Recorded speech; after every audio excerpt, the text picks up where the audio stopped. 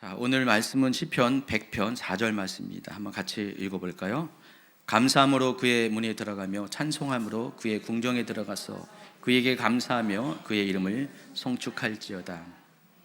왠지 추수감사절은 감사 전용 시즌인 것처럼 우리가 늘 이렇게 느끼고 그렇게 시간을 보내는 것 같습니다. 근데 알고 보면은 우리가 1년 365일 하루 24시간을 항상 매일 언제나 수시로 모든 일에 감사해야 됩니다. 잘 못해요. 그래서 하나님께서 1년 중에 이 시즌을 허락한 것 같습니다. 그나마 이 시즌이라도 감사할 수 있도록. 그래서 우리가 이 추수감사절을 좀 결혼에 비유할 수도 있을 것 같아요. 여러분은 누군가를 사랑해서 결혼했겠죠? 억지로 결혼했나요? 어쩌다 보니까 결혼했나요? 절대 그런 건 아니고 적어도 결혼하는 그 순간만큼은 사랑했기 때문에 결혼을 했을 것입니다.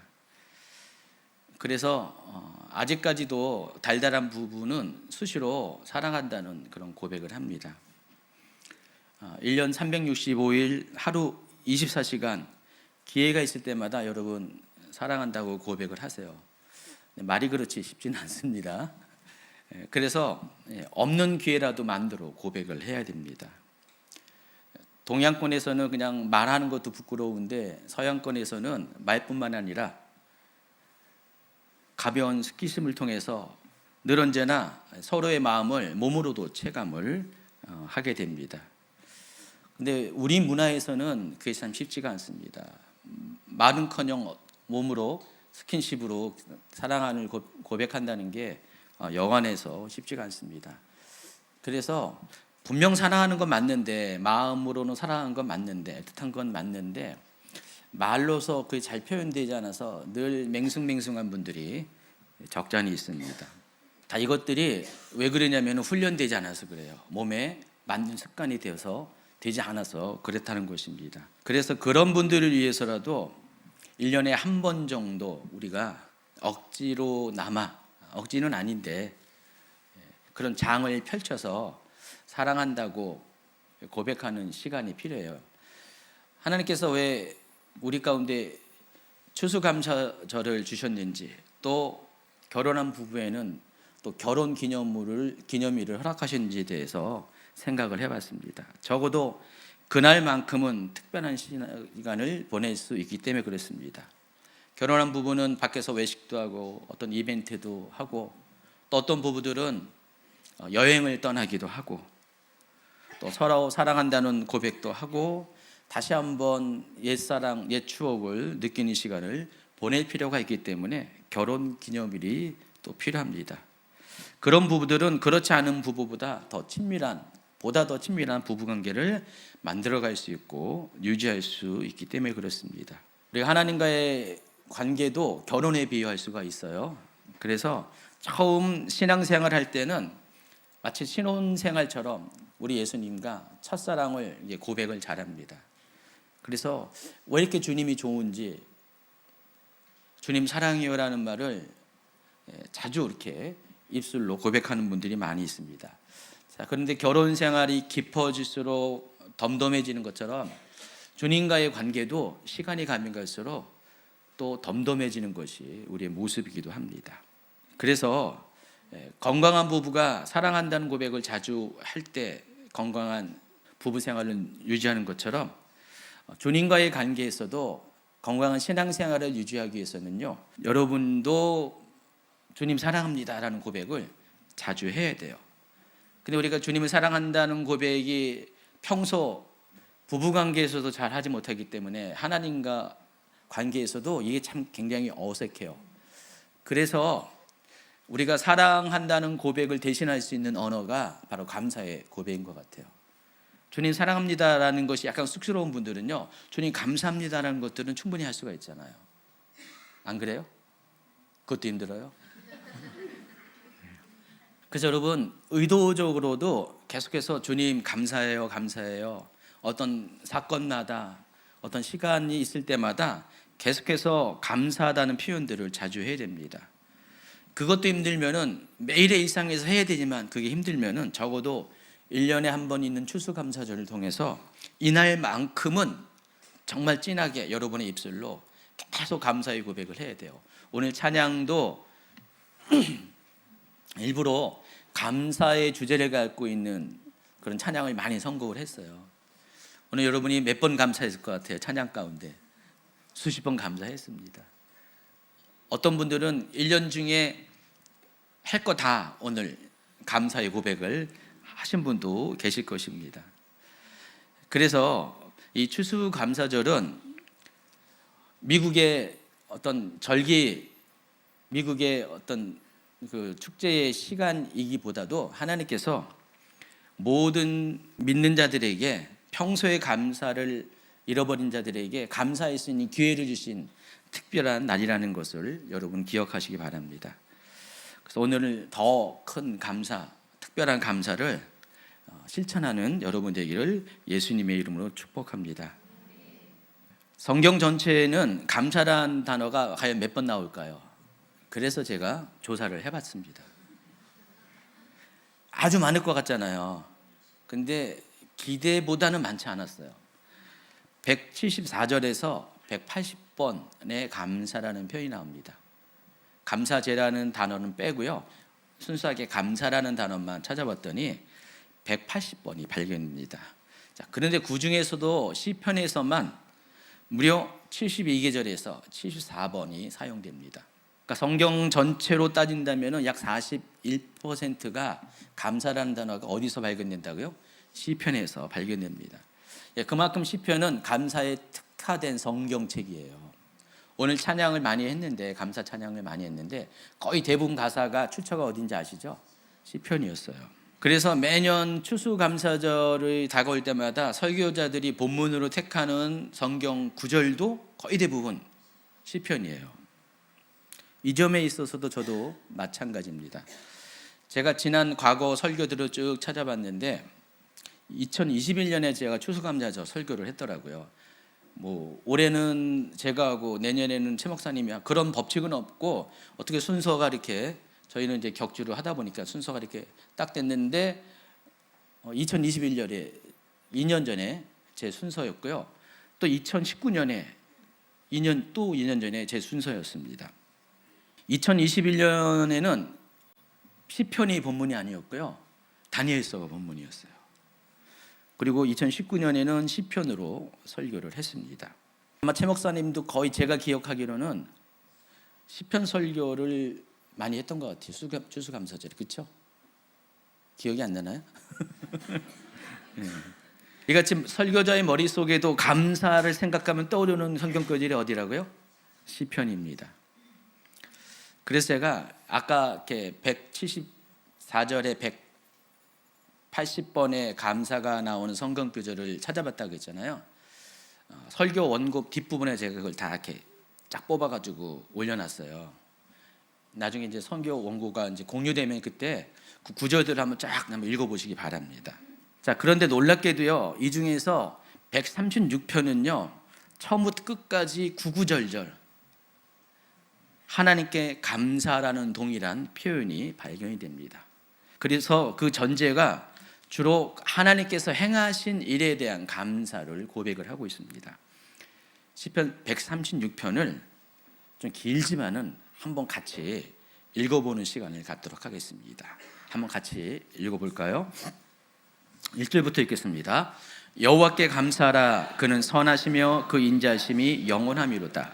신들 중에 뛰어난 하나님께 감사하라. 그 인자하심이 영원하미로다. 주들 중에 뛰어난 주께 감사하라. 그 인자하심이 영원하미로다.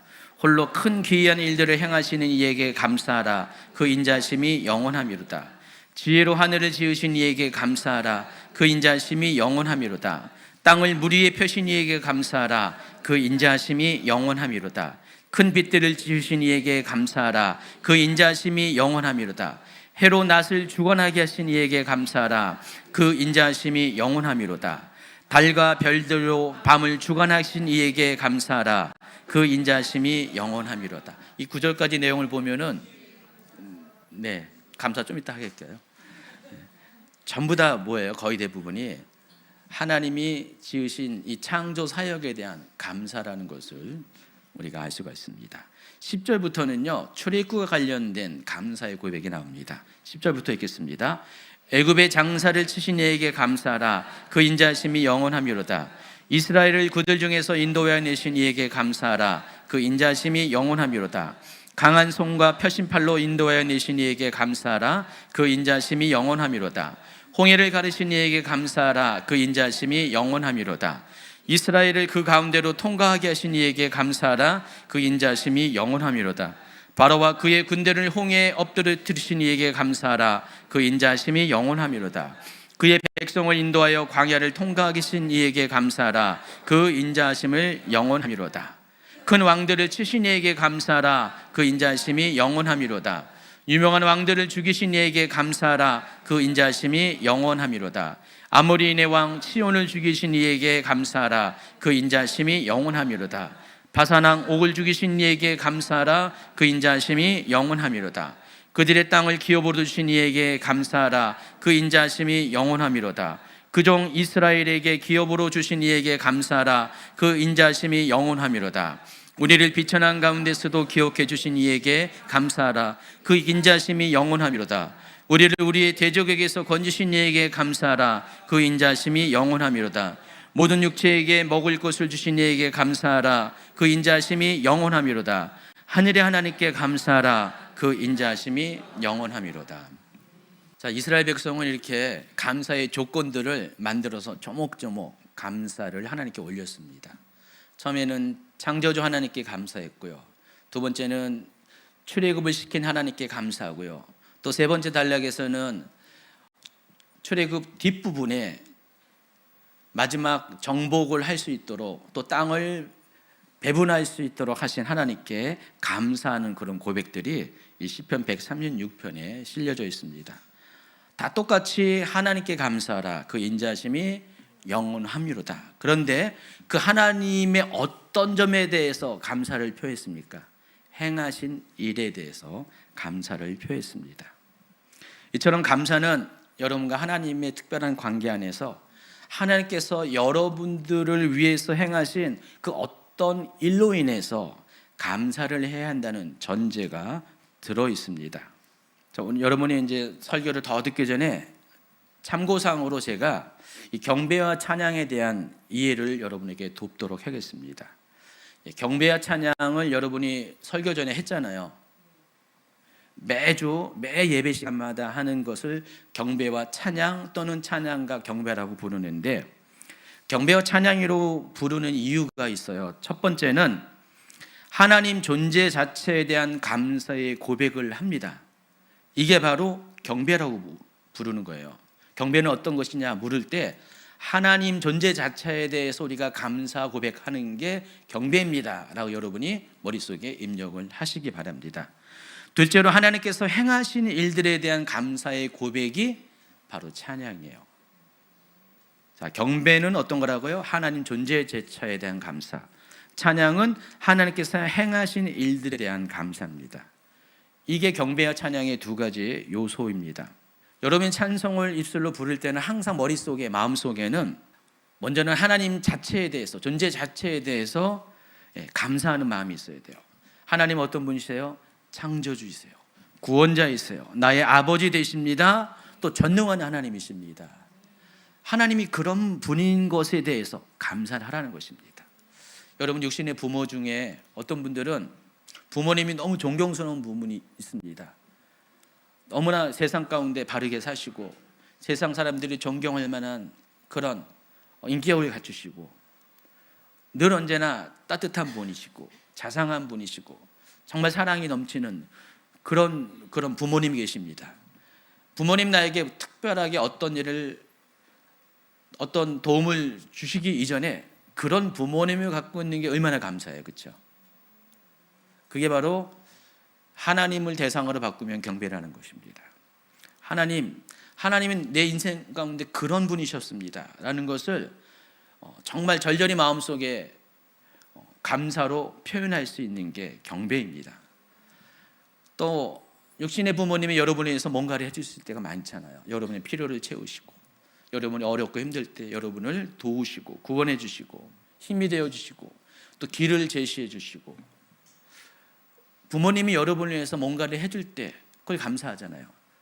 그거 대상이 바뀌면은 바로 하나님에 대한 그런 감사의 고백이 찬양이라는 것입니다. 그래서 여러분이 경배의 찬양을 할 때는 이 두 가지 마음이 찬양으로 고백되어져야 돼요. 여러분의 입술로 고백을 해야 한다는 것입니다. 이게 경배와 찬양의 실체입니다. 오늘 여러분이 그와 같은 마음을 염두에 두고 찬양할 때 이런 경배와 찬양 드리는 것에 대해서 더욱더 의미 부여를 하고 찬양 부르시기를 예수님을 축원합니다. 어떤 분들에게는 하나님 존재 자체가 감사의 조건으로 충분할 수가 있어요. 하나님 나를 위해서 뭔가를 행하지 않으셔도요, 하나님 존재 자체가, 하나님이 내 하나님이라는 것 자체가 감사의 조건이 될 수가 있어요. 그렇지만 실제 생활에서는 꼭 그런 것만은 아닌 것 같아요. 하나님께서 나를 위해서 행하시는 일들로 인해서 감사하는 경우가 거의 대부분이라는 것입니다. 하나님 존재 자체로만 감사하는 분들, 그것으로만 만족하는 분은 대단한 신앙인이에요. 그런데 우리 일반적인 사람들은요, 하나님을 평상시 그렇게 느낀다 할지라도 하나님이 나를 위해서 뭔가 아무것도 행하지 않으시면은요, 점점 감사를 잃어가요.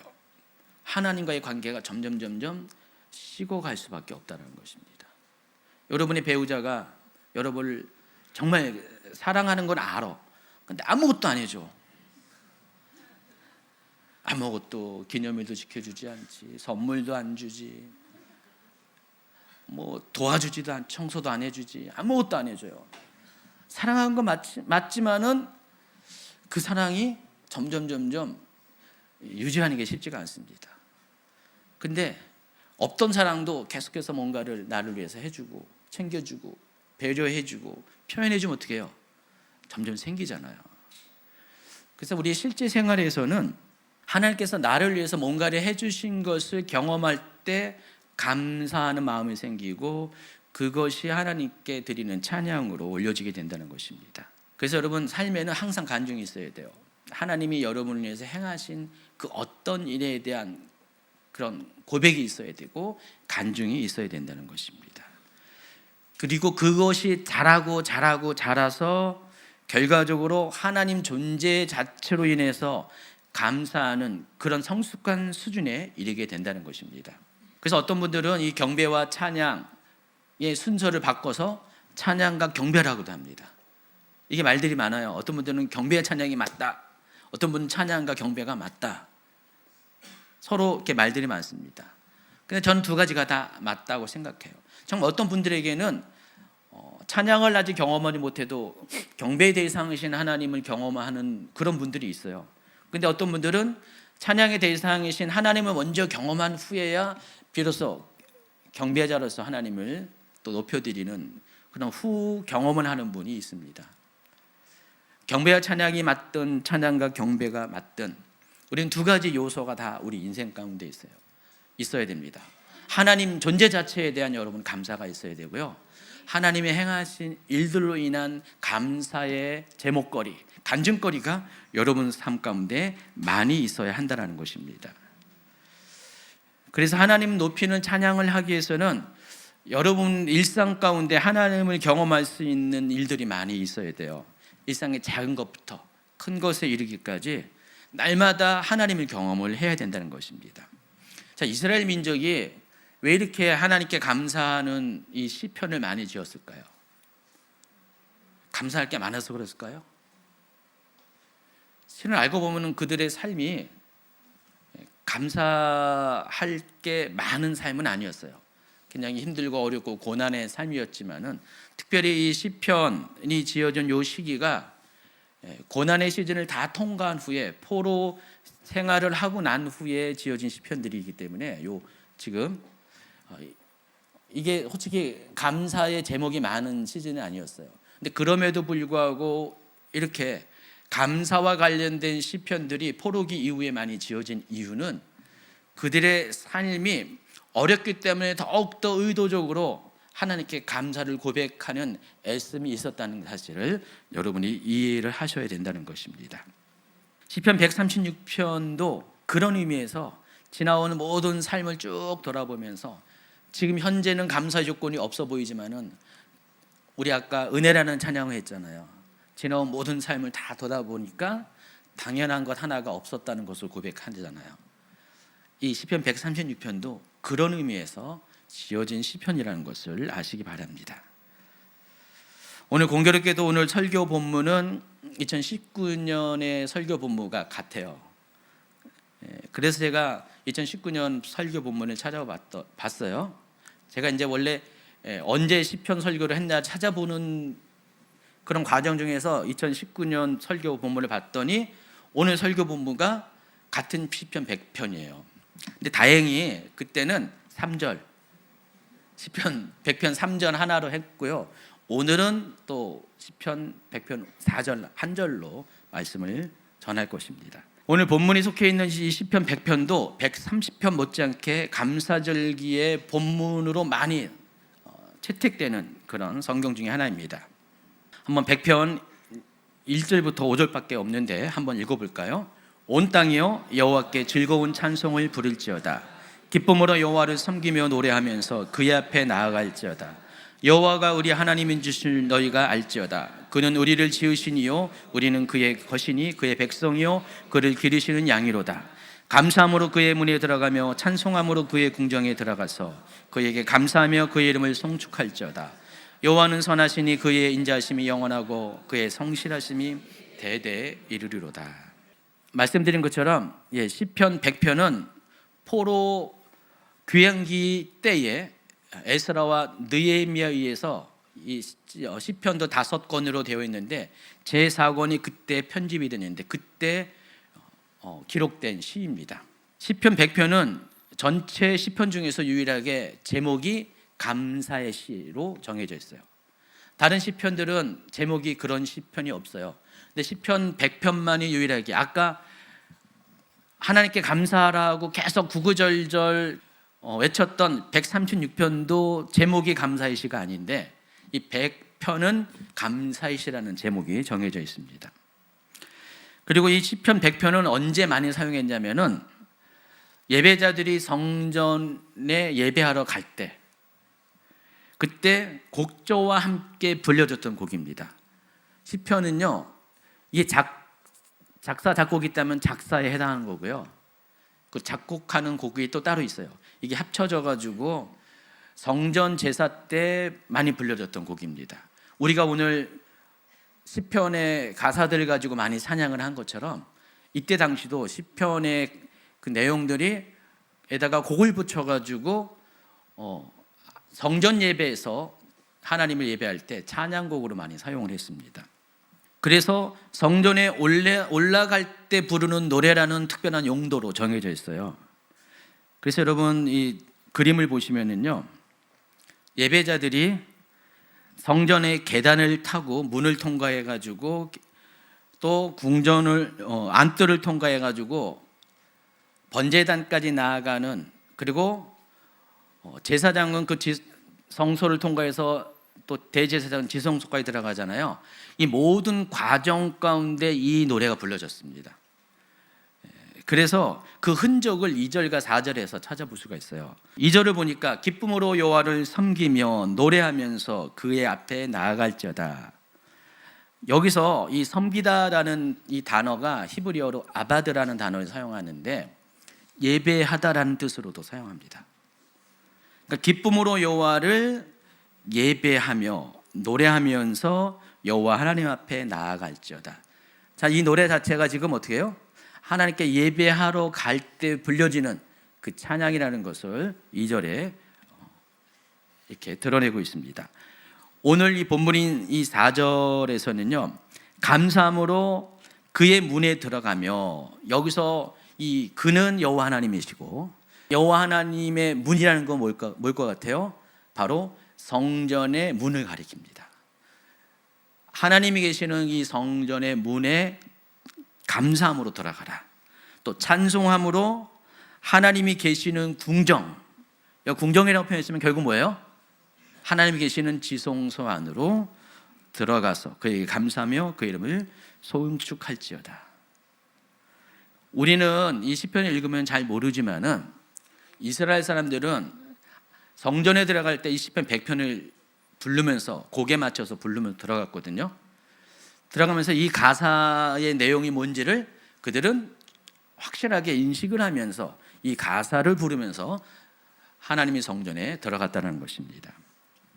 그래서 시편 100편은 시편의 많은 시들 중에서 성전 예배 가운데 실제적으로 활용한 시 중에 하나라는 것입니다. 그래서 시편 100편을 부르면서 예배자들은 하나님이 어떤 분인 것을 생각을 하면서 자발적인 감사의 예배를 드릴 수 있도록 도와주기 위해서 이 시편 100편이 지어졌습니다. 좀 전에 설명드린 것처럼 섬기다라고 번역한 히브리어 아바드는요, 여러 다양한 그런 뜻을 갖고 있는데 대표적인 뜻이 섬기다와 더불어서 예배하다예요. 그래서 아바드라는 히브리어 단어로 예배의 의미를 다시 한번 우리가 생각해 보면은 예배는 어떤 거예요? 하나님을 섬기는 행위를 가리킵니다. 인간이 과연 무엇으로 하나님을 섬길 수 있을까요? 하나님은 세상의 창조주시고요, 모든 만물의 주인 되십니다. 하나님 앞에서는 무엇이든지 부족한 것이 아무것도 없어요. 여러분이 하나님께 선물을 드리고 싶은데 하나님이 과연 무엇을 기뻐할까라고 생각할 때 어떤 사람은 많은 재물을 가지고, 옛날엔 제사를 드렸으니까 천천의 순양과 만만의 기름을 가지고 하나님 앞에 제물을 드리면 하나님이 기뻐하실까? 기뻐하실 수도 있겠죠, 마음이 담겨져 있으면. 그러나 마음이 담겨지지 않고 그냥 그 제물의 양으로 보면은 사람들은 기뻐할지 몰라도 하나님은 기뻐할 수가 없어요. 왜냐하면 하나님에게 그건 아무것도 아닌 거예요. 이미 하나님은 세상 만물의 주인이시기 때문에. 여러분의 인간 부모님은요 기뻐할 거예요. 부모님에게 1,000만 원을 드려요, 생일 선물로. 1억을 뭐 용돈으로 드려요. 안 기뻐하는 부모가 어디 있어? 저도 기뻐해요. 네. 근데 하나님한테는 뭐 그다지 그게 기쁜 것이 아니에요. 만약에 마음이 실려 있으면 기뻐하시겠지만은. 그래서 우리가 무엇을 가지고 하나님께 드린다 할지라도 하나님의 그 광대하심을 채울 수 있는 것은 아무것도 없습니다. 무엇으로 우리가 하나님을 섬길 수 있을까? 근데 하나님이 가장 기뻐하시는 섬김이 있습니다. 사무엘서에는 그것이 순종이라고 했고요, 하나님 말씀에 대한 순종이 있고, 오늘 시편의 관점에서 보면 이게 뭐라고요? 하나님을 예배하는 것입니다. 인간이 하나님을 섬기는 가장 최고의 방법은 그분을 예배하는 것입니다. 그래서 예배는 하나님을 섬기기 위해서 하나님 앞으로 나아가는 것이에요. 또한 예배는 어떤 의미가 있냐면 하나님과의 만남이라는 의미를 갖고 있어요. 하나님을 예배한다는 것은 하나님을 만나는 행위라는 것입니다. 하나님은 어떤 사람을 제일 기뻐하냐? 자신을 만나기 위해서 찾아오는 사람을 가장 기뻐하세요. 그것도 마치 부모 자식 간의 관계와 비슷한 것 같아요. 여러분 부모님을 기쁘게 하는 여러 가지 다양한 그런 방법들이 있지만은 제가 인생을 점점 살다 보니까 느끼는 게 있어요. 저희 어머니도 이제 나이가 이제 얼추 몇 년 있으면 90에 가까우시는데, 옛날에 저희 어머니한테 이제 누나들 같은 경우 뭐 때 되면 선물을 주잖아요. 그러면 노인네들은요 선물로 돈 봉투를 드잖아요. 그러면 기뻐하시는 게 역력하게 나타나요. 안 그래요? 네. 선물을 주면 얘는 이런 걸 왜 주냐 하면서 쓱 받으시잖아요. 한 번도 거절하지 않으시잖아요, 그렇죠?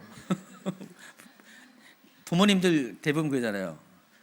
그게 굉장히 뭐 돈에 대한 욕심보다도 자식이 주는 것이 굉장히 기뻐요. 근데 저희 어머니가 점점 연세가 드시면서요 뭘 느끼냐면은 그런 어떤 선물을 주는 것보다, 돈을 주는 것보다도 저희 어머니가 제일 기뻐하는 게 자식이 찾아오는 것이더라고요. 시골에 계신 부모님들은 자식들이 잘 못 찾아가잖아요. 1년에 한 번 찾을까 말까. 근데 요즘은 도시에 있는 부모님들도 마찬가지예요. 거리 문제는 전혀 아닌 것 같아요. 저도 늘 이렇게 마음은 일주일에 한 번이라도 저희 어머니를 찾아뵙고 싶은데 이상하게 안 되더라고요. 늘 이렇게 생각이 집중하는 게 교회와 성도들에 있다 보니까 어머니한테 이렇게 잘 못 찾아가요. 제가 또 안심하는 게 저희 형제들이 미국에 있는 누나 빼고는 다 인천에서 모여 살고 있거든요. 형도 또 큰 누나도 한 20-30분 되는 가까운 거리에 살고 있어요. 저희 어머니랑 하다 보니까 뭐 수시로 와요. 제가 초창기에는 제가 어머니를 모시고 살았고요. 그리고 정말 이렇게 거의 뭐 큰아들 역할을 그때는 했었어요. 근데 지금은 목회를 딱 하고 나서부터 형이 쌍둥이인지 아시죠? 저한테 자유를 줬어요. 이제 엄마 신경 쓰지 말고 내가 할 테니까 너는 그냥 주의 일을 내가 하지 못한 일까지 네가 잘 해라. 해가지고 그때부터는 좀 마음 편하게 어머니는 이제 형한테 맡기고 그냥 저는 그냥 주의 일만 집중할 수 있도록 여건이 바뀌었어요. 근데 그럼에도 불구하고 저희 어머니는 뭐 아들이든 딸이든 간에 자식들이 찾아오는 것을 가장 어머니를 기쁘게 하는 것으로 여긴다는 것을 시간이 가면 갈수록 많이 느끼게 됩니다. 근데 시간이 가면 갈수록 또 잘 안 돼요. 안타깝게. 그나마 또 저희 집에 우리 딸 중에 어떤 딸은 할머니가 키웠거든요, 어릴 때. 그래서 그런지 정이 있어서 그런지 엄마 아빠가 못 챙기면은 걔가 그렇게 챙겨요. 전화를 해가지고 할머니 하면은 저희 어머니가 가장 기뻐해요. 손녀딸이 전화할 때 가장 좋아하시고, 가지고 그냥 누가 이렇게 명절 때 만나면은 맨날 자랑을 해요. 얘가 그냥 수시로 전화해가지고 할머니 한다고. 그럼 그냥 할머니 그냥 그 얼굴에 미소가 있고요. 걔가 용돈을 1년에 한 번씩은 가끔 5만 원 주는 것 같기도 하고 그런데 받는 건 더 많이 받아요. 아직도. 근데 할머니를 찾아가는 것, 전화하는 걸 가장 기뻐한다는 것을 제가 점점 시간이 갈수록 느끼게 됩니다. 자식이 부모님을 자주 뵙는 것처럼 하나님을 예배하는 것, 하나님을 예배하기 위해서 성전을 찾아오는 것이야말로 하나님이 가장 기쁘게 하는, 하나님을 가장 기쁘게 하는 행위라는 것을 여러분이 아시기 바랍니다. 약간 말장난을 하면은 아바드 중에서 가장 큰 아바드가 아바드예요. 아까 아바드가 두 가지 뜻을 갖고 있다고 했잖아요. 섬김, 예배하는 거예요. 하나님 섬기는 것 중에서 가장 큰 섬김이 뭐라고요? 하나님을 예배하는 거예요. 그러니까 아바드 중에서 가장 큰 아바드는 아바드란 말이 그런 의미라는 것입니다. 하나님께서는요, 당신을 예배하는 자를 가장 기뻐하셔요. 예배하기 위해서 성전을 찾아오는 자를 가장 기뻐한다는 것입니다. 참고로 저도 똑같이 그런 마음을 갖고 있어요. 목사님, 가장 훌륭한 성도가 누구입니까? 가장 좋아하는 성도가 누구입니까? 어떤 성도인 것 같아요? 하나님을 예배하기 위해서 성전을 찾아오는 분들이 정말 제 눈에도 가장 예쁜 얼굴로 보입니다. 정말 그래요. 참고하세요. 심각하게 참고하시기 바랍니다. 그래서 하나님을 예배하기 위해서는 하나님 앞에 나아가야 하는데 그것이 바로 성전을 찾는 행위라는 것입니다. 성전은 하나님을 만나는 장소, 섬기는 장소, 예배하는 곳이기 때문에 그렇습니다. 자, 그런데 그렇게 하나님을 예배하기 위해서 성전을 찾아올 때 우리는 과정이 있어요. 첫 번째로 하나님을 예배하기 위해서 제일 먼저 해야 될 것은 성전의 문을 통과하는 것입니다. 아까 이전에서 기쁨으로 그 문을 들어가는 자라고 했잖아요. 성전의 문을 통과해야지만 하나님을 예배하는 첫 발을 떼게 되기 때문이라는 것입니다. 많은 사람들이 이 문을 통과하지 못해요.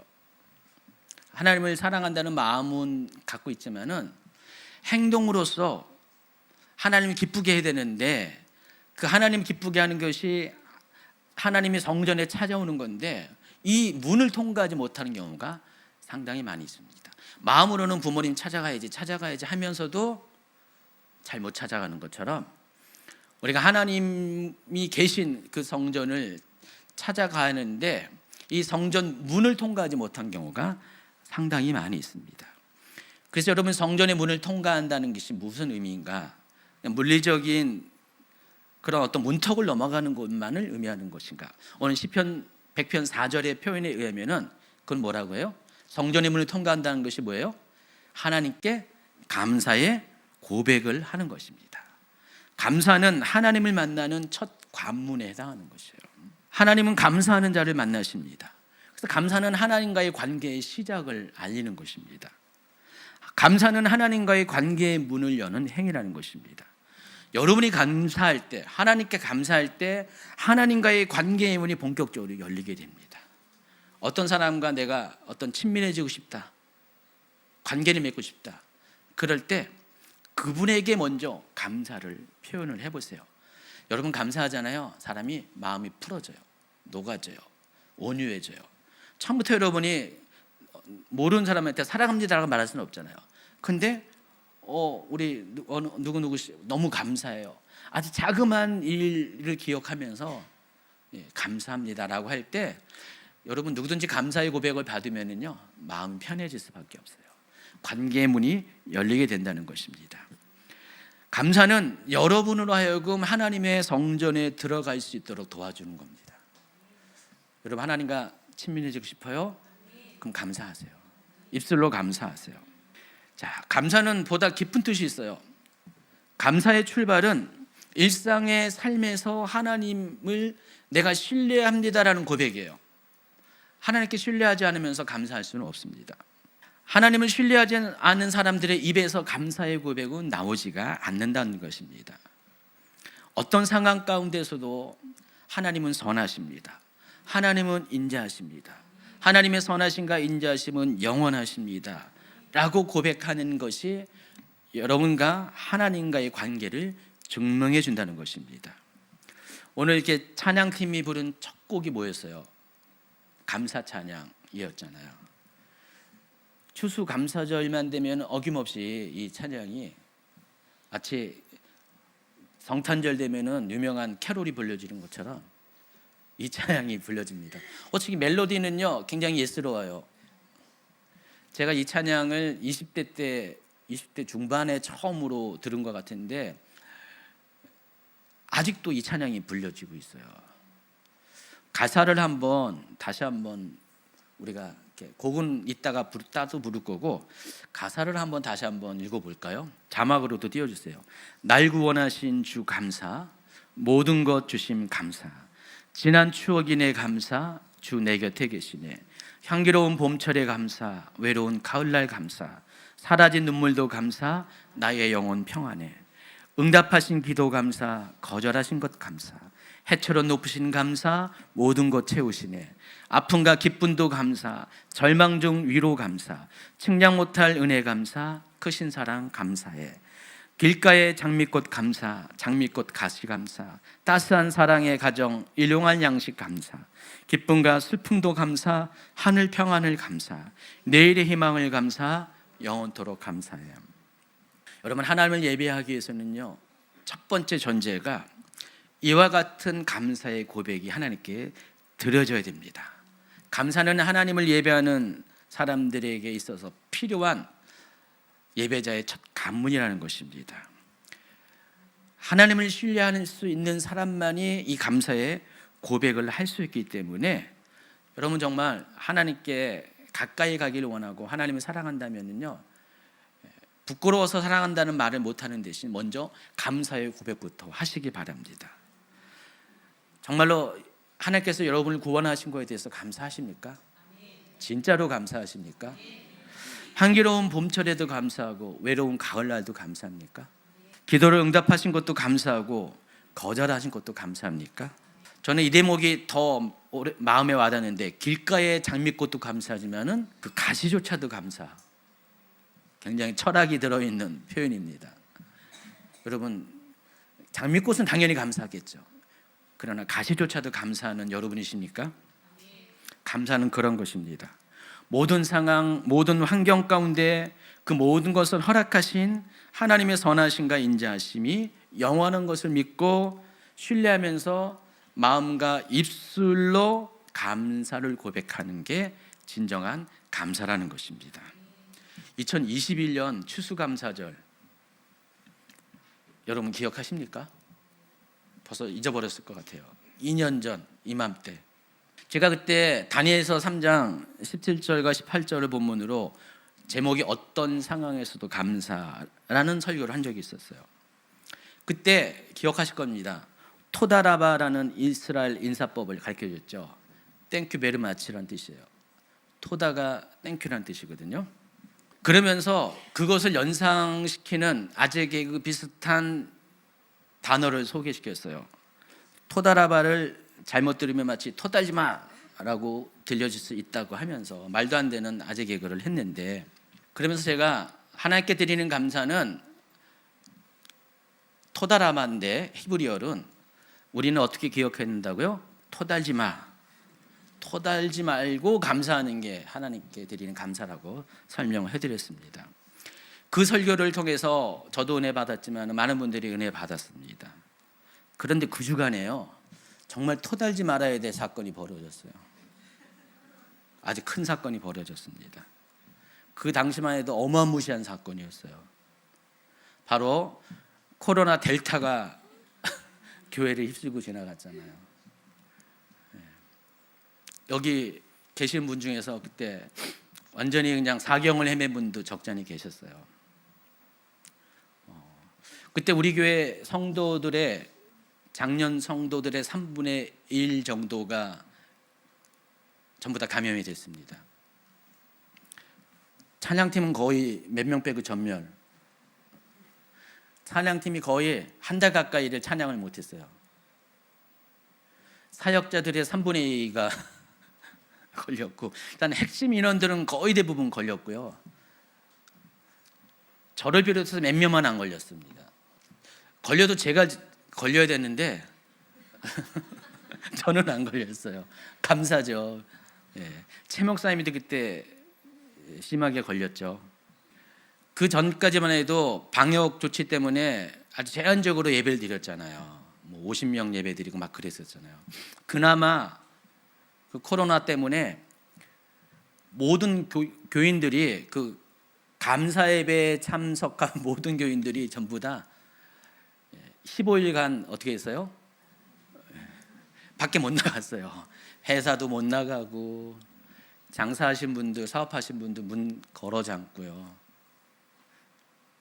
뭐 피해가 많았습니다. 저는 하루에도 수십 통씩 전화를 받아야 됐고요. 저도 갇혀 있었어요. 집에 갇혀 있었고 전화를 받아야 됐고요. 그런데 그때 주임제교회의 믿음의 실체가 바닥부터 드러나기 시작했습니다. 교회 닥친 이 어려움을 극복하기 위해서 자발적으로 여러분들이 중보기도방을 만들었어요. 모일 수는 없잖아요. 그래서 어떻게 했냐면은 카톡으로, 우리 교회는 카톡으로 많은 일이 일어나잖아요. 카톡 중보방 기도방이 급히 만들어졌습니다. 11월 25일부터 10일까지 보름 동안 운영을 했는데요. 하루 3번 정도 정기적으로 시간을 정해놓고 기도하는 시간을 갖고 있고요. 그때 카톡 기도방에 한 200명 정도가 입장을 했던 것 같아요. 정기적인 하루 3번의 기도회가 있었고요. 늦은 밤과 새벽에도 카톡이 멈추지 않았어요. 누군가는 기도의 불을 끄지 않고 계속해서 기도의 향을 하나님께 올려드렸습니다. 여러분, 보름 동안 24시간 쉼 없이 기도했어요. 어떤 성도가 지금 몸 상태가 너무 안 좋다 그러면 다들 그 카톡방 안에서 막 울면서 기도하는 거예요. 소리는 안 들리죠. 근데 느껴져요. 정말 애통하면서 절절히 기도하고 있다는 것을 느껴져요. 하루에도요, 기본적으로 수만 건의 글이 올라왔어요. 제가요 그때 그 카톡 대화방을 전부 다 다운받아가지고요, 텍스트 파일로 다운받아가지고 지금도 보관하고 있습니다. 아마 그때 제가 공유해 드릴 거예요. 오늘도 공유해 드릴까요? 끝나고 거기 보면은 절절한 사연들 상당히 많이 있었어요. 한 분도 아니고 두 분도 아니고 여러분이 그때 이후로 인생이 바뀌었습니다. 삶이 바뀌었어요. 하나님을 제대로 만났고요. 진짜 무늬만 신앙인이어서 진짜 중생하는 사람으로 바뀌고요. 하나님과의 관계가 확 달라지고요. 제가 아까 주임제교회 성도들의 믿음의 실체가 바닥부터 드러났다고 했는데, 실은 좋은 의미에서 주임주교회 성도들의 믿음이 어디서 출발했다는 것들을 제가 확인하는 그런 시간이었고, 여러분도 다 확인하는 시간이었어요. 그래서 얼마나 감사가 넘치는지. 해필이면은 코로나 터지는 그 주간 바로 마지막 예배 때 터달지 말라고 그래 했는데 우리는 토달 수 없는 그런 상황 가운데 하나님께 우리를 믿음의 그 연단 가운데 집어넣습니다. 여러분, 믿음의 실체는 고난의 상황에 닥칠 때 드러나게 되어 있습니다. 그리고 그것이 표현되는 게 입술의 감사의 고백이라는 것입니다. 입술의 감사는 말로 한 번은 그냥 누군가를 속이면서 자기 자신도 속이면서 할 수가 있는데, 계속해서 고백되어지는 일상의 이 감사의 고백은 하나님에 대한 신뢰가 없으면 도저히 할 수가 없다는 것입니다. 그래서 우리가 하나님을 예배하는 자로서 하나님을 만나는 첫 관문이 뭐예요? 감사입니다. 감사할 때 우리는 비로소 하나님이 계신 곳에 예배자로 들어갈 수가 있습니다. 여러분이 하나님께 예배하면서 감사 없이 하나님을 예배할 수가 없다는 것입니다. 하나님께 감사하는 것은 내가 하나님을 신뢰합니다라는 고백이기 때문에, 신뢰도 안 하면서 그 신뢰를 표현하지도 않으면서 하나님을 예배할 수는 없다라는 것입니다.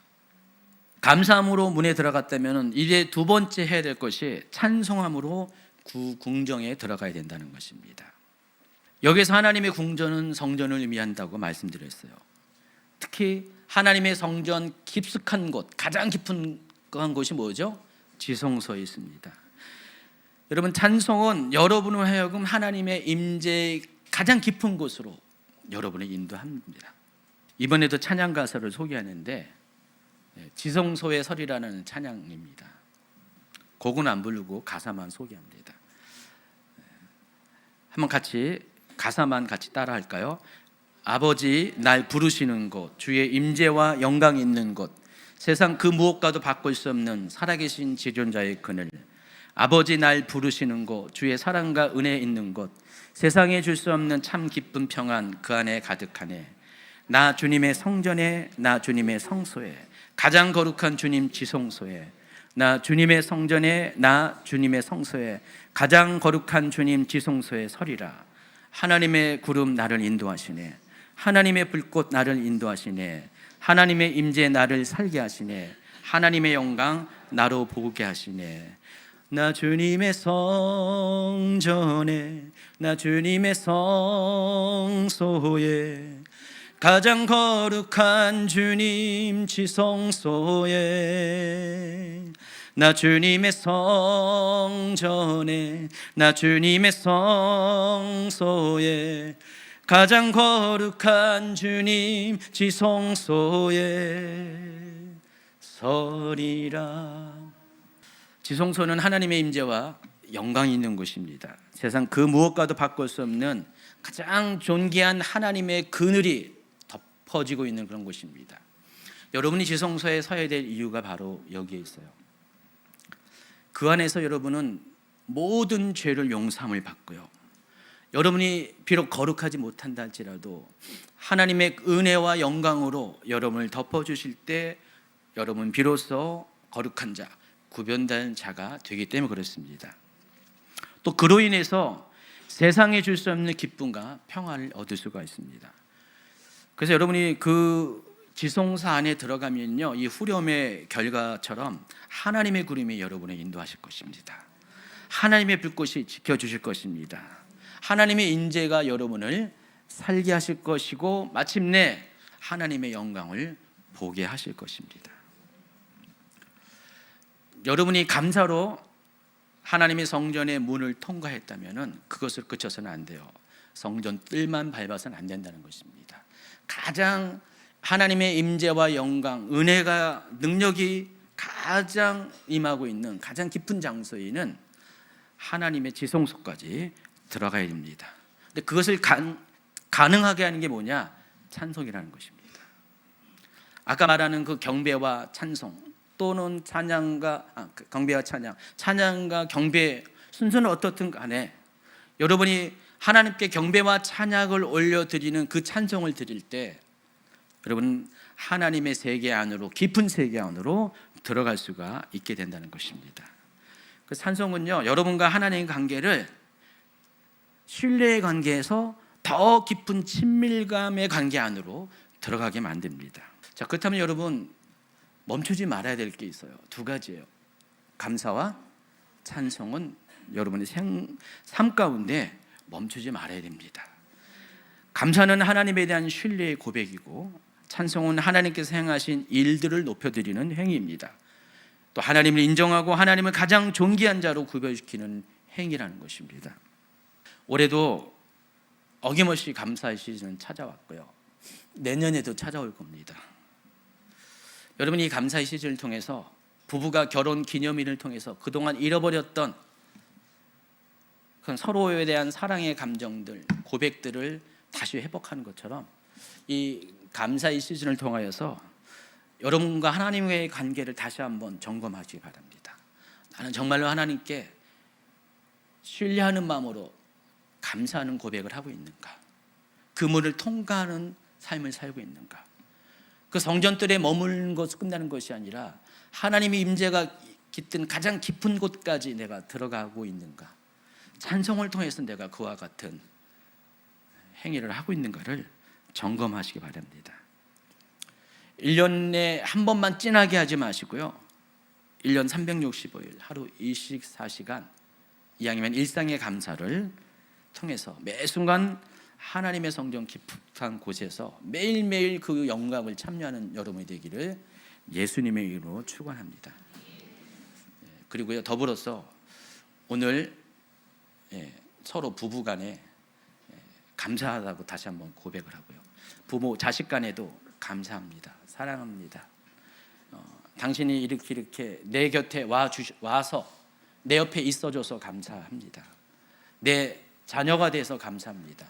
내 부모가 돼서 감사합니다. 이런 고백들을 하시기 바랍니다. 지금 하세요. 집에 갈 사람 또 안 할 거잖아요. 지금 하시고요, 또 숙제는 집에 가서 선물을 주세요. 뭐니 해도 뭐니니까 선물을 주세요. 그래서 하나님께 대한 감사가 또 이웃에 대한, 가족에 대한, 또 사랑하는 자에 대한 감사로 확장되어지기를 다시 한번 예수님으로 축복합니다.